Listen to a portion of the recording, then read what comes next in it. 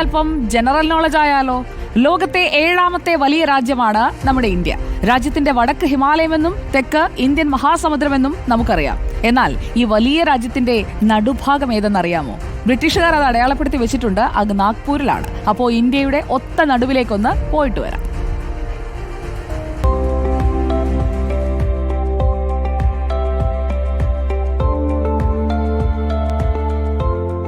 രാജ്യത്തിൻ്റെ തെക്കേ അറ്റം കന്യാകുമാരി എന്നും വടക്കേ അറ്റം കശ്മീർ എന്നും നമ്മൾ പഠിച്ചിട്ടുണ്ട്. എന്നാൽ എപ്പോഴെങ്കിലും ചിന്തിച്ചിട്ടുണ്ടോ ഇന്ത്യ എന്ന മഹാരാജ്യത്തിൻ്റെ ഏറ്റവും നടുക്കുള്ള ഭാഗം, മധ്യഭാഗം ഏതാണെന്ന്? അറിയില്ലെങ്കിൽ കാണിച്ചു തരാം. ദേ, ഞാൻ ഈ നിൽക്കുന്ന ഈ സ്ഥലമാണ് ഇന്ത്യ എന്ന മഹാരാജ്യത്തിൻ്റെ ഏറ്റവും നടുക്കുള്ള ഭാഗം, ദ 0 മൈൽ സ്റ്റോൺ. ബ്രിട്ടീഷുകാരുടെ കാലത്ത് ഒരു വലിയ സർവേ നടന്നു. രാജ്യത്ത് അവരുടെ അധികാര പ്രദേശങ്ങളൊക്കെ നിർണ്ണയിക്കുന്നതിന് വേണ്ടിയിട്ടും രാജ്യത്തെ പർവ്വതങ്ങളുടെ ഉയരം നിർണ്ണയിക്കുന്നതിനുമൊക്കെ ആയിട്ട് ദ ഗ്രേറ്റ് ട്രൈഗണോമെട്രിക്കൽ സർവേ എന്നാണ് അതറിയപ്പെട്ടത്, GTS.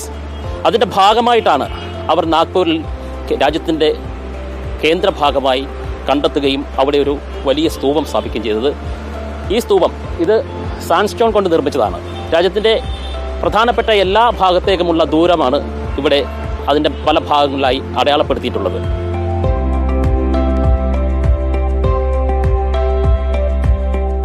എന്നാണ് ഈ സാൻഡ്സ്റ്റോൺ നിർമ്മിച്ചത് എന്നുള്ള കാര്യം ഇവിടെ രേഖപ്പെടുത്തിയിട്ടില്ല. അതുകൊണ്ട് കൃത്യമായിട്ടുള്ള വർഷമേതെന്ന് നമുക്കിപ്പോഴും അറിയാനുമാകുന്നില്ല. പക്ഷേ ഇത് നിർമ്മിച്ചെന്ന് കരുതപ്പെടുന്ന കാലഘട്ടം രേഖപ്പെടുത്തിയ ഒരു ചെറിയ പില്ലർ കൂടി ഈ 0 മൈൽ സ്റ്റോൺ എന്ന ചരിത്ര സ്മാരകത്തിൽ ബ്രിട്ടീഷുകാർ തീർത്തിട്ടുണ്ട്.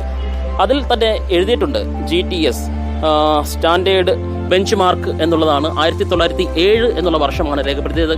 സമുദ്രനിരപ്പിൽ നിന്ന് ഏതാണ്ട് 1020.171 അടി ഉയരത്തിലാണ് നമ്മളിപ്പോൾ നിൽക്കുന്ന സാൻഡ്സ്റ്റോൺ 0 മൈൽ സ്റ്റോൺ അവർ രേഖപ്പെടുത്തിയിട്ടുള്ളത്. സാൻഡ് മൈൽ സ്റ്റോണിനോട് ചേർന്നിട്ട് പുതുതായി രൂപകൽപ്പന ചെയ്ത് സൃഷ്ടിക്കപ്പെട്ട 4 കുതിരകളുടെ സ്തൂപമാണിത്. വെറും ഒരു കാഴ്ചയ്ക്കോ ഭംഗിക്കോ വേണ്ടി മാത്രമല്ല പക്ഷേ ഈ കുതിരകളെന്ന് അറിയുക, 4 കുതിരകൾ 4 ദിക്കുകളെ സൂചിപ്പിക്കുന്നു. പ്രേക്ഷകർക്കായി ഈ ചരിത്ര പ്രാധാന്യമുള്ള സ്ഥലം പകർത്തിയത് ഞങ്ങളുടെ ക്യാമറാമാൻ വിനായകനാണ്. വിനായകനൊപ്പം രാജ്യത്തിൻ്റെ ഒത്ത നടുവിൽ നിന്നും അനൂപ് ഷൺമുഖൻ, റിപ്പോർട്ടർ, നാഗ്പൂർ. അങ്ങനെ അനൂപ് ഷൺമുഖനും വിനായകനും രാജ്യത്തിന്റെ നടുക്ക് പോയി ചവിട്ടി നിൽക്കുകയാണ്.